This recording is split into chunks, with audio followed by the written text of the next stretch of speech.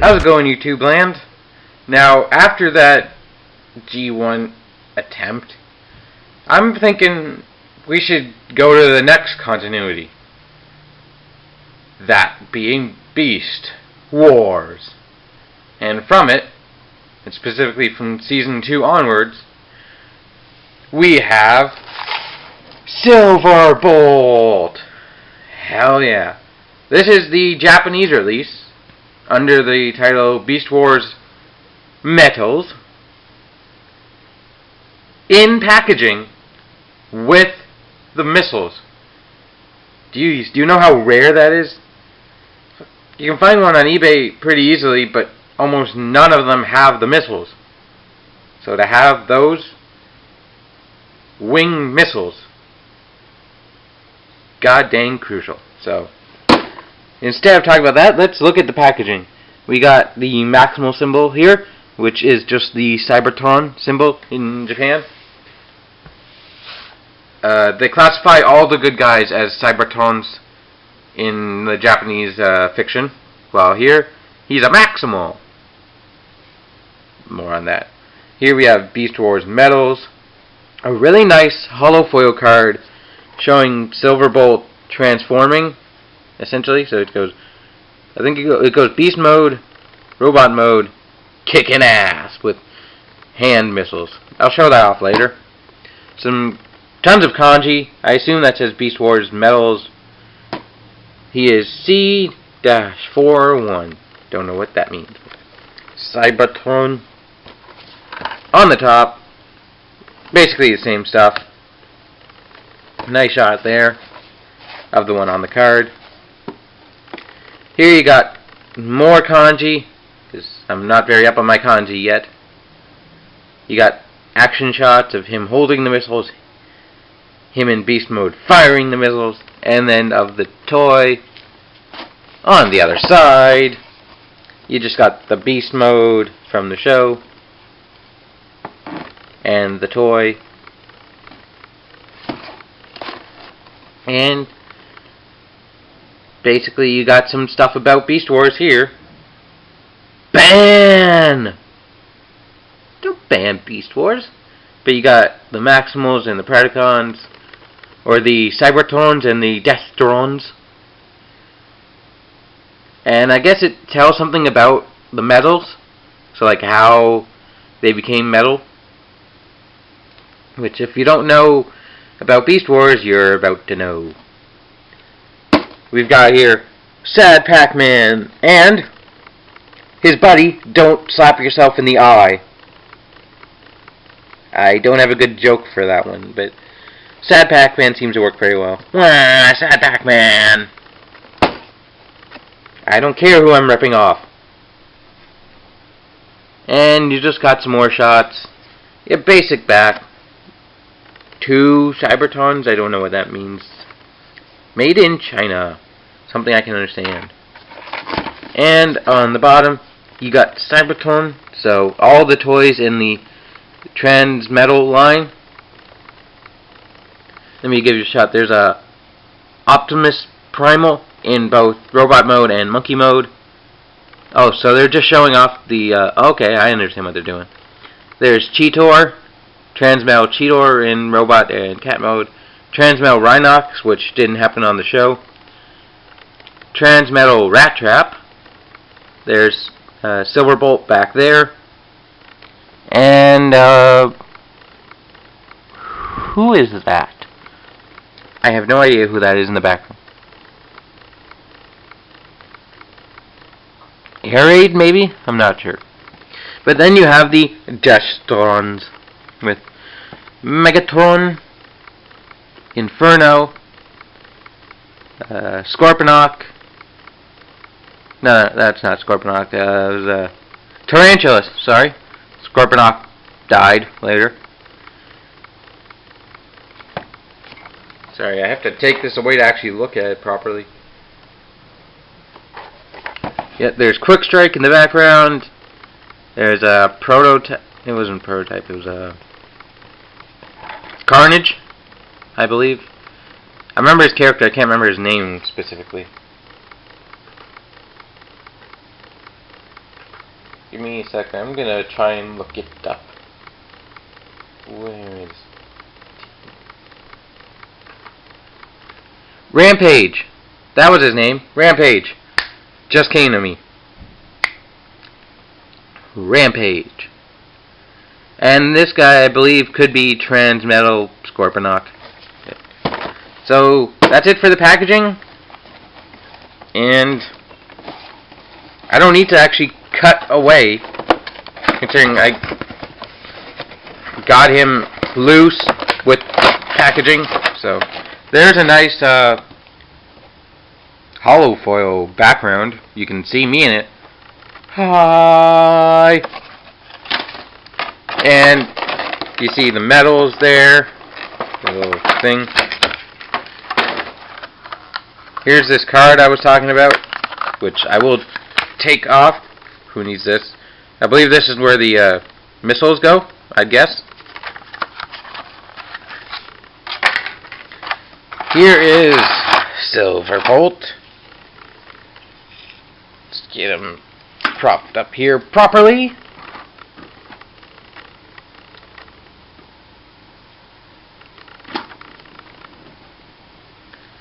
And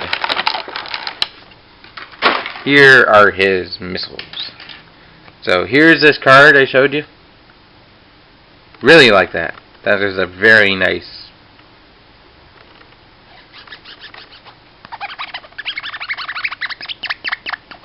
Scratching like a GT table. Enough of that. And here is Silverbolt. Now, if you don't know about Transmetals, here, brief backstory. At the end of Season 1, a threat was coming to blow up the planet. And Optimus Primal went up in a pod, essentially, to do whatever Optimus was going to do. I think, he was going to set it to self-destruct and then escape. But unbeknownst to him, Megatron locked him in the pod, so he couldn't escape, and he blew up with the pod, which then blew up the, I think it was an alien death machine of some sort. There you stare down at Silverbolt. That came out of a blah, blah, blah. Pause. Sorry about that. I was trying to say that came out like a bolt from the blue, but I couldn't get that joke out. Now I did. So, as I was saying, the capsule of the pod blew up. It blew up the alien thing, and it sent a really strange energy wave across what we found out later was Earth. It was prehistoric Earth. And it only changed certain transformers into metal bodies, so transmetals. So this is before Silverbolt came in. So it's weird, very selective of who they decided to turn into transmetals. Megatron, Tarantulas, Cheetor, and Rat Trap. So what happened with Optimus Primal is essentially, I guess,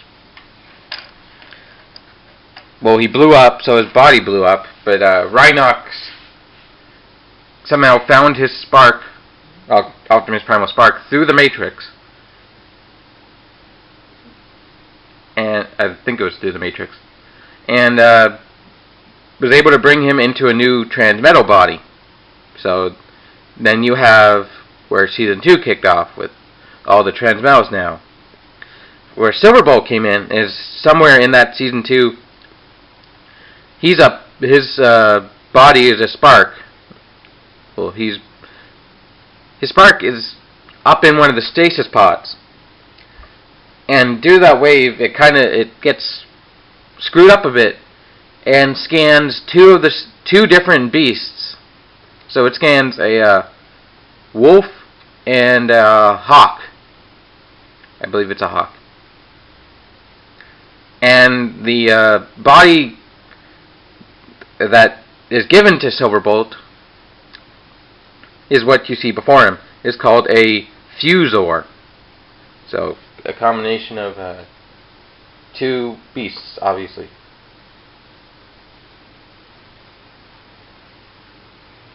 Excuse me for a second.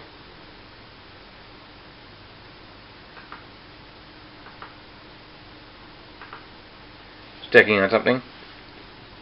And here we have the toy, which I think is my find of the convention.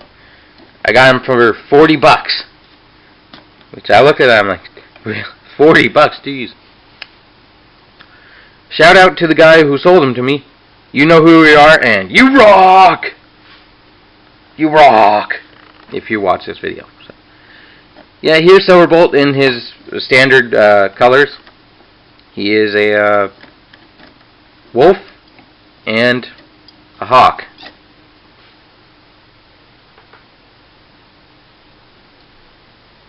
Sorry, a wolf and an eagle. But it's a very nice toy. He does have one gimmick, or actually two gimmicks, but one of the gimmicks is a flapping wings.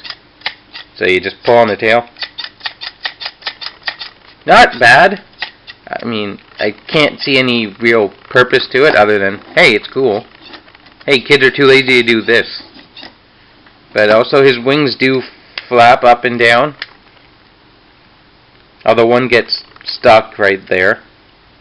But he can fly. And he does have a firing missile gimmick. So, if I shove the missile... Which way is it?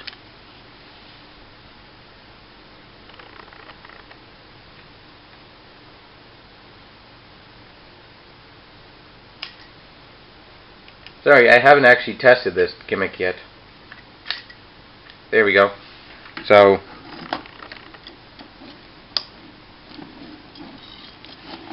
whoa, there you go. That caught me off guard as well. I don't know if it caught you off guard, but it caught me off guard. So, I guess that's what the spring-loaded flapping gimmick is for. Let's try this again. And since this is a Japanese version, the springs are a lot more powerful than the American one. Whatcha! Where's Kamen Rider Decade when I need him? Hey, I got jokes. I got jokes. So, articulation in beast mode. The shoulders are on ball joints. You can get in and out. They can go around. The shoulders can come unpegged. You've got an elbow joint and a claw joint, along with that. So, pretty good range of motion, actually. He can do some good things. His head doesn't move, but it only moves for transformation. And his hips are on ball joints and have visible hand syndrome. And his knees are on a transformation joint, which is the elbow joint, which is a ball joint. A ball joint and a hinge. So, yeah. Let's transform him. And I've won. Silverbolt! Maximize! So you're going to start coming here and unpegging the crotch and popping his elbows off the joint. No, you don't want to do that. I don't think I talked about the color scheme, but it is off-white, kind of like fur, with some bronze and black trim, bit of smoky gray there. You're going to want to unpeg the crotch, flip up that panel, and you're going to want to completely unpeg the hinges the crotch is on, and you can get to his maximal symbol here, which, if I can get it to work, it's kind of cold in this room right now, but can you see it? Can you see it? Can you see it? You saw it. Oh well. So you essentially get him up there, and you come down here and unpeg the front legs, and they'll become robot mode legs. I really like this transformation. Then you're going to want to bring down the head, the wolf head, and peg the hips together, and that just slides over that. And then you want to, his wings out of the way, but you want to accordion the shoulders in place, and then you're going to fold down the arms, and there you have one arm. Second verse, oddly, same as the first. Fold the arm in. There you go. Last step is to fold this panel down, fold up the head, and fold, and you're done. There is Beast Wars Silverbolt in his robot mode. And I dig me some Silverbolt until he falls over. I still digs me some Silverbolt. So, robot mode is actually quite faithful to the in-show model. And although the transformation is not as accurate, I can live with it because there's no way you can make an accurate transformation out of what they do in Beast Wars. It's physically impossible. Oh, and his crotch comes unpegged quite a bit. So yeah, here's Silverbolt in his robot mode, looking very nice. Very nice indeed. I mean, I'm having a hard time deciding which mode I want him displayed on my Beast Wars shelf, and oh my god, what's wrong with this? The heel spur. It's as simple as the heel spur. I believe it was just as simple as fucking everything. So, yeah, that is actually accurate to how his wings were in the show. And of course there's this back panel which I have no idea what to do with. But it's just kibble, I guess. Coming to the head sculpt. Very nice, very Silverbolt. Not as much paint as I would like to see. But yeah, it does move a little actually. Articulation wise, the wings retain their gimmick. The shoulders are on ball joints. Good range of motion. The elbow is on a ball joint with a hinge. And yes, the Beast Mode feet hanging off the back of his elbow is actually show accurate, screen accurate. So, and he can hold each missile as his swords. In the show, they turned into swords. I absolutely loved Silverbolt's character in Beast Wars, and absolutely hated what they did with him in Beast Machines. But that's another story for another day. Hips are on a whoa joint. That's Yeah, that's what that's called. It's a whoa joint. They're supposed to peg in right there, but they don't very well. I mean, it really doesn't hold very well. It just pops out. Obviously, there's a wolf's head right there. Hips are on ball joints. As I get distracted, he does have a knee joint with a nice amount of range. And his foot can rock up, forwards and backwards. And his heel spur can move. So, yep, there's that. Just for comparison, because I forgot to do this. Give me a second. Here he is with Generation Silverbolt. An update to the G1 character of the same name. And the thing that I find amusing is that after G1 was over, the spark of Silverbolt was actually used in Beast Wars in the Japanese version as a character who was one of the 3 robots that combined into one. I can't exactly remember the name, but thought that was amusing. So here is that comparison. So for comparison, here is Silverbolt in Beast mode. I was just shaking the camera with Generations Rhinox and Rat Trap. And I think this is looking like a good team. And just because I can, here's Waspinator.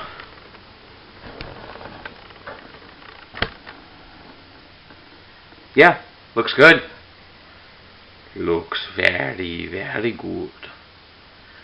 Optimal Optimus is a bit too big to do a size comparison, but up here. So, yep, there's that. So here's comparison of Generations Rhinox and Rat Trap, and this team's looking good. I don't think I need a Generation Silverbolt now, although it'd be nice, or Beast Wars Silverbolt, but you know, some of the other guys, Dinobot, need a better Dinobot. Probably along to go with Waspinator, you probably need Scorponok and Tarantulas, Black Arachnia, Megatron, but here's this comparison. And I think that's it on Silverbolt. Maximals, attack!